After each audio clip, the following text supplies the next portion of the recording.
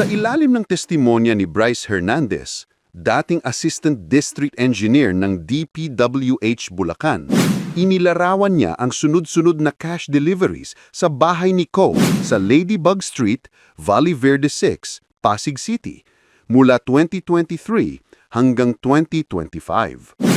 Ayon sa kanya, bawat biyahe ay 7 sasakyan ang ginagamit at sa loob ng mga ito ay may malalaking bagahe na naglalaman ng 50 million kada isa, habang ang mas maliliit ay naglalaman ng 30 to 40 million pesos. Ang naturang bahay umano ay hindi ginagamit bilang tirahan. Sa halip, ayon kay Hernandez, para lamang itong vault na pinaglalagyan ng perang iniuuli mula sa mga flood control at infrastructure projects na hawak ng House Appropriations Committee kung saan si Ko ang dating chairman. Hindi lang daw sa Pasig nagaganap ang cash deliveries. Ayon kay Hernandez, tumatanggap din ng malalaking halagang pera si Ko sa penthouse unit niya sa Shangri-La at The Fort, BGC, kung saan ang Chief of Staff niyang si Paul Estrada ang personal na kumukuha ng mga maleta sa basement area ng gusali. Ang pahayag ni Hernandez ay nagpatibay sa naunang testimonya ni Orly Guteza, dating aide ni Ko at isa sa mga pangunahing whistleblower sa ICI hearings. Si Guteza, na humarap sa Senate Blue Ribbon Committee noong September 2025, ay naglantad ng malawakang sistema ng cash drops o pagdadala ng pera sa iba't ibang opisyal ng gobyerno. Ayon sa kanya, tinatawag nila ang mga maletang puno ng pera bilang basura at bawat isa ay naglalaman ng 48 million pesos. 2 hanggang 3 beses kada linggo daw sila nagdi-deliver ng ganitong basura sa mga tinutukoy na lokasyon. Sa parehong pagbinig, tinukoy din ni Guteza ang ilang lokasyon ng cash deliveries, kabilang ang tirahan ni Leyte Rep. Martin Romualdez, isang bahay sa Aguado sa loob ng Malacanang compound at ang mga bahay ni Ko sa Pasig at Taguig. Based on the reported income as well as the estimated value of his planes, cars, mansions, resort island, yacht, and other properties, the estimated total value of his assets, excluding liabilities, is approximately 1.17 US billion dollars. Kakalula naman niya. Kung peso, 1 billion peso ang imong properties, wala na, talagang mayaman ka na. Eh, how much more ito? 1.17 US billion dollars. Grabe, ano? So, kung ganito kayaman si Saldico, magkano rin kaya ang estimated yaman, ari-arian ni dating Speaker Martin Romualdez? Nung malala ko, nung bagong putok itong issue sa flood control scandal, sabi niya, hindi pa siya naging lawmaker, hindi pa siya naging speaker, bilyonaryo na siya kagad. And I believe him so, kasi nga, yung pamilya nila, pamilya Romualdez, sila ang may-ari ng Benguet Mining Corporation. Yan po ang oldest and possibly the biggest mining company in the Philippines. Kung nasa mining industry ka, talagang mayaman ka.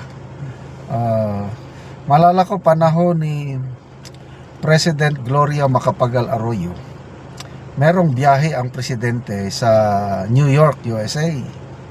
Mamaya na i-publish sa mga pahayagan, nag-dinner yung official party ni PGMA. Alam niyo, ang binayaran is umaabot ng 1 million peso. So around 20,000 US dollars. Isang dinner lang yun, ha. Kaya pumutok ang balita na yun. So ang Malacanang naman dumipensa kasi binabatikos na sila ng taong bayan. Ano ba yan? Isang kainan lang, 1 million peso. Taong bayan ang gumastos sa inyong pagkain. Napilitan ng Malacanang ibulgar ang katotohanan. Sabi ng Palace spokesperson nata noon, sabi niya, it was Congressman Martin Romualdez who invited in-invite ni Congressman Martin Romualdez yung grupo ni PGMA. Nag-dinner sila sa isang pinakamahal na restaurant sa New York at si Romualdez ang nagbayad. Ganyan po kayaman si dating Speaker Martin Romualdez. Okay, ano pa? Yung bagong upo niya as Speaker of the House 2022, siguro mga September or October, bigla na lang nabulgar, siniwalat. Speaker Martin Romualdez donated $2 million sa Harvard University. Wow! Ang galing, oh. Donated yun, ha? Harvard. Ano daw ang purpose? Para daw ang wikang Pilipino maituro doon sa Harvard University. Grabe naman, eh. Sana all. Kaya binatikos na naman siya doon. Bakit Harvard, mag-donate ka? Ang yamang eskwelahan yan. Ang daming mga eskwelahan dito sa Pilipinas na nangangailangan ng ganong tulong. Maraming ang lugar dito sa Pilipinas, lalo na Mindanao, Visayas. Ang mga tao hindi masyadong nakakaano ng Tagalog. Kung Bisaya na lang. So, bakit gagastos ka pa o magbigay ka pa ng $2 million sa Harvard? Tapos tahimik. Kaya hindi niya sinabi kung ano ba yon, personal niya kwarta o galing sa pundo ng Congress. So, ganyan po. Kayaman si Saldico, estimated 1.17 billion US dollars. So kung i-convert mo to peso, nasa 59, kung 59 yan, 59 ang exchange rate, 59 billion pesos. So ang pinakamayaman sa yung mga salain ngayon, naglalabasan na. Ang pinakamayaman pa lang na nakita ko so far, nakita ko lang sa senador, si Senator Padilla, 284 or 288 million pesos. Meron pa bang mas yayaman sa kanya? Wala na. Speaking of yaman,